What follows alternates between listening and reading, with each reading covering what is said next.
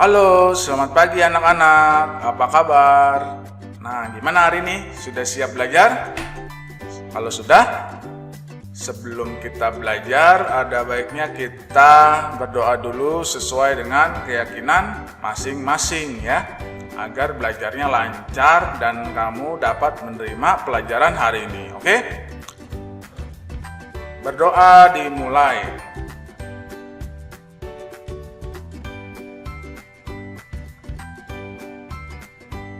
Selesai. Nah, hari ini kita belajar tentang fungsi ribbon page layout. Apa itu ya ribbon page layout dan fungsinya? Kalau mau tahu, kamu perhatikan pelajaran hari ini.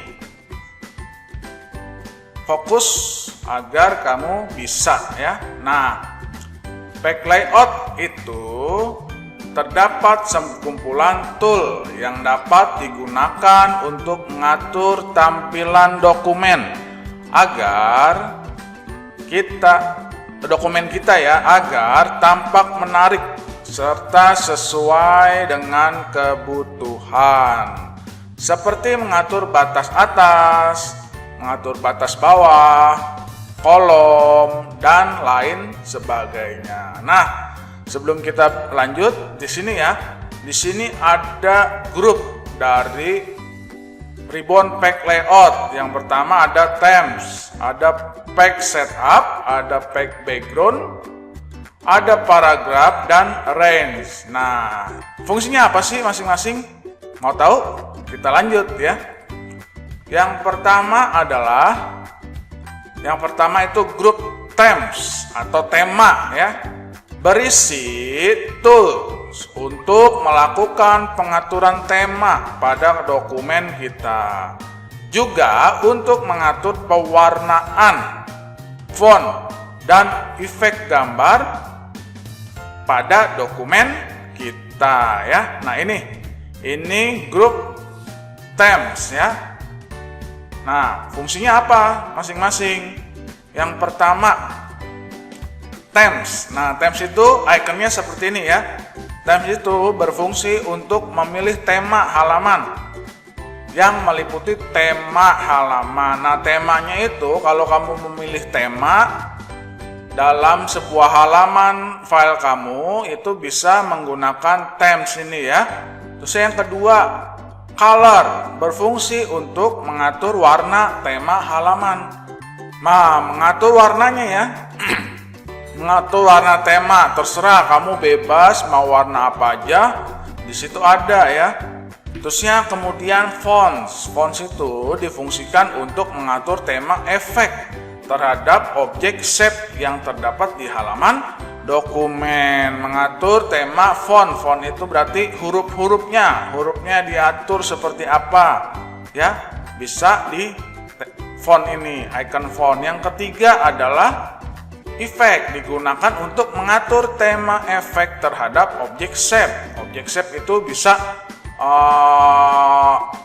seperti kotak, segitiga, dan lain-lain ya, yang terdapat dalam halaman dokumen. Nah, itu fungsi dan icon-icon yang berada di grup themes ya. Nah, kita lanjut. Yang selanjutnya adalah grup page setup. Nah, ini penting ya untuk mengatur proses pembuatan halaman. Ini penting di dalam Microsoft Word 2016 ya. Tool dalam grup ini berfungsi untuk mengatur tampilan dari dokumen kita, seperti mengatur orientasi dokumen, apakah berdiri. Nah, orientasi itu maksudnya letaknya ya. Apakah berdiri potret ya, atau menyamping landscape. Nah, kalau potret itu berdiri, kalau landscape itu tidur. Contohnya seperti ini ya. Ini ada buku LKS. Nah, ini kalau potret ini berdiri, kalau landscape ini tidur ya, seperti ini. Oke. Ukuran dokumen yang akan dicetak. Nah, ukuran dokumen yang akan dicetak A4, F4 dan lain-lain ya. atau legal atau quarto itu bisa diatur dalam ukuran dokumen. Batas dokumen. Nah, batas dokumen itu maksudnya adalah kamu batasnya kiri, kanan, atas, bawah itu bisa diatur dalam batas dokumen dan masih banyak fungsi lainnya. Nah, seperti ini ya. Ini grup page setup. Nah, fungsinya apa aja nih satu-satu? Kita perhatikan ya. Yang pertama itu margin. Margin itu difungsikan untuk mengatur batas teks di halaman dokumen. Nah, di sini ya margin, batas atas kertas kamu sama tulisan itu diatur di margin. Terus ya batas bawah, batas kiri, batas kanan, nah diatur oleh margin ya. Antara ujung kertas dan tulisan itu diatur misalkan 1 cm, 2 cm, 1,5 cm itu menggunakan fungsi margin. Terusnya orientation. Orientation itu letaknya ya, difungsikan untuk mengatur posisi kertas. Posisi kertasnya apa tadi ya? Bisa potret itu berdiri, dan landscape itu tidur. Seperti ini ya, bisa berdiri, bisa tidur. Size, nah size itu difungsikan untuk mengatur ukuran halaman, ukuran kertas ya. Misalkan kamu mau pakai kertas apa, kertas A4, bisa diatur di icon size ini atau fungsi size ini ya. Atau kamu ingin mencetak di kertas A4, F4, legal atau quarto atau yang lebih besar A3 bisa ya menggunakan fungsi size ini. Terus yang selanjutnya kolom difungsikan untuk mengatur jumlah kolom teks. Nah, biasanya ini kolom itu ada banyak, seperti misalkan kalau satu berarti satu dari atas ke bawah. Kalau 2 kolom itu biasanya 2 kiri kanan, 3 dan seterusnya ya.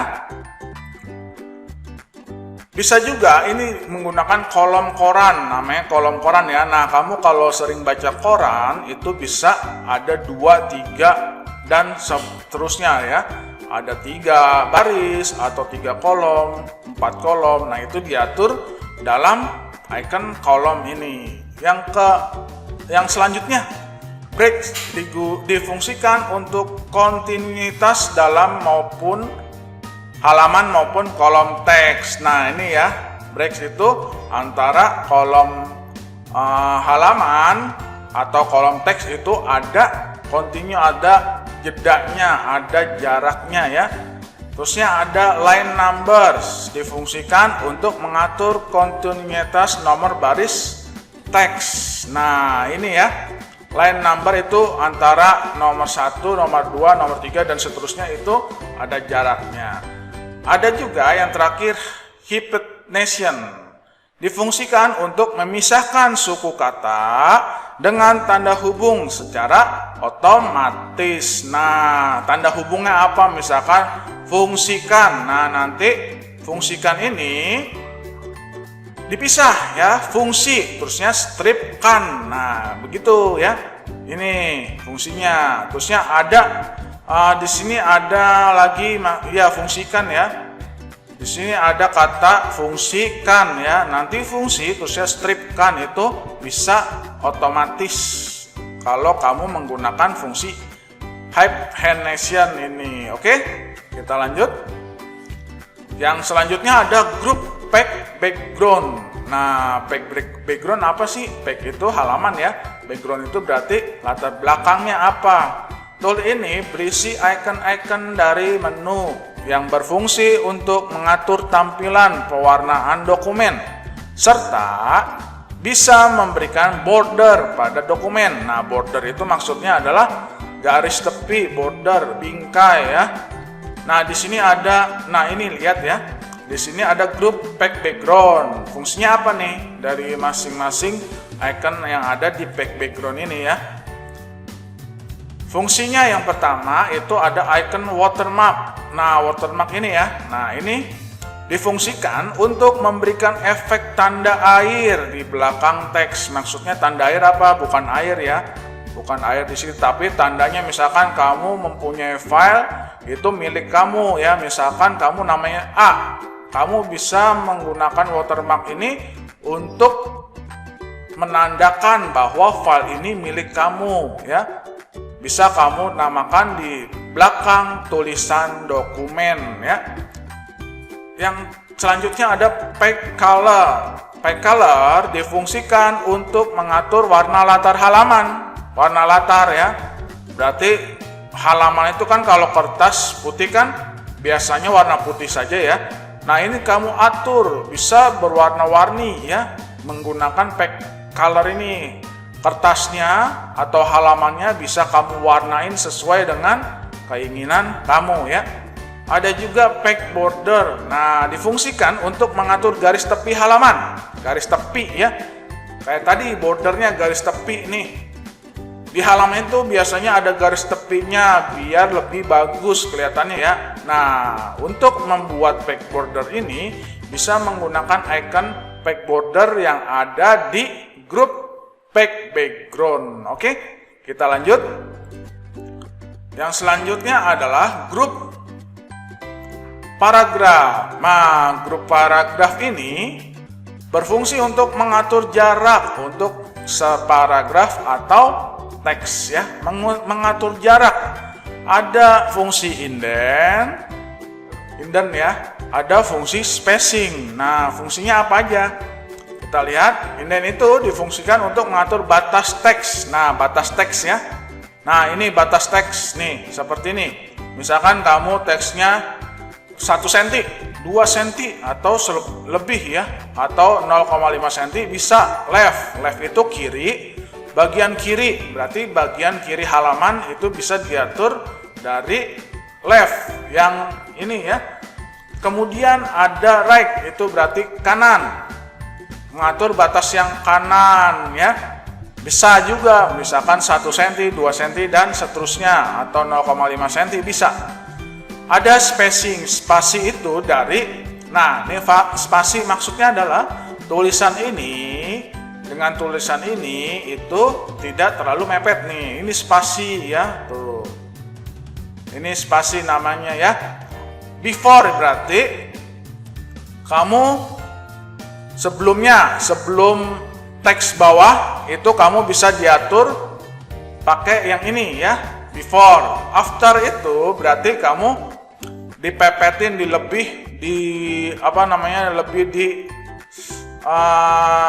pepetin, maksudnya didekatkan antara ini dan ini dekat. Kalau makin jauh itu namanya before, kalau after itu dipepetin gitu ya. Kalau before itu semakin jauh seperti ini, semakin jauh. Kalau after itu dipepetin seperti ini ya, dirapingin, jaraknya didekatin gitu ya. Oke, kita lanjut. Grup selanjutnya adalah grup rank. Nih, ini yang terakhir. Ini juga penting ya, penting di dalam Microsoft Word.